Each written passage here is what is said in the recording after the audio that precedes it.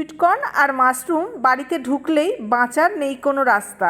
তৈরি করে খাওয়াতেই হবে ক্রিমি হোয়াইট সস পাস্তা। জল গরম করে নিয়ে নুন আর সাদা তেল দিয়ে ম্যাকারনি পাস্তাগুলোকে ভালো মতো সিদ্ধ করে নিয়েছি। স্ট্রেনারে ঢেলে দিয়ে ঠান্ডা জলে ভালো করে ধুয়ে জলটাকে ঝরিয়ে নিয়েছি। এরপর কড়াইয়ের মধ্যে অল্প সাদা তেল আর বাটার দিয়ে বেশ খানিকটা একদম মিহি করে কুচনো রসুন দিয়ে হালকা ভেজে নেওয়ার পর আর একটু নুন দিয়ে পেঁয়াজগুলোকে হালকা লালচে করে ভেজে নেওয়ার পর কেটে রাখা মাশরুমগুলো দিয়ে কিছুক্ষণ ভেজে নিয়ে সিদ্ধ করে রাখা সুইট কর্নগুলোকে দিয়ে দিলাম। সুইট কর্নগুলো হালকা করে একটু ভেজে নেওয়ার পর 2 টেবিল চামচ ময়দা দিয়ে নেড়েচেড়ে বেশ ভালো করে ভেজে নিয়ে দিয়ে দিলাম 500 ml দুধ। এবার নেড়েচেড়ে খুব ভালো করে মিশিয়ে দিলাম আর একে একের মধ্যে দিয়ে দিচ্ছি গোলমরিচ গুঁড়ো, চিলি ফ্লেক্স আর অরিগ্যানো। একটু ভালো করে নেড়েচেড়ে মিশিয়ে দিতে হবে। আর দিয়ে দিচ্ছি অল্প একটু চিজ ছিল সেটা, আপনারা কিন্তু আপনাদের ইচ্ছে মতো চিজ দিয়ে দেবেন।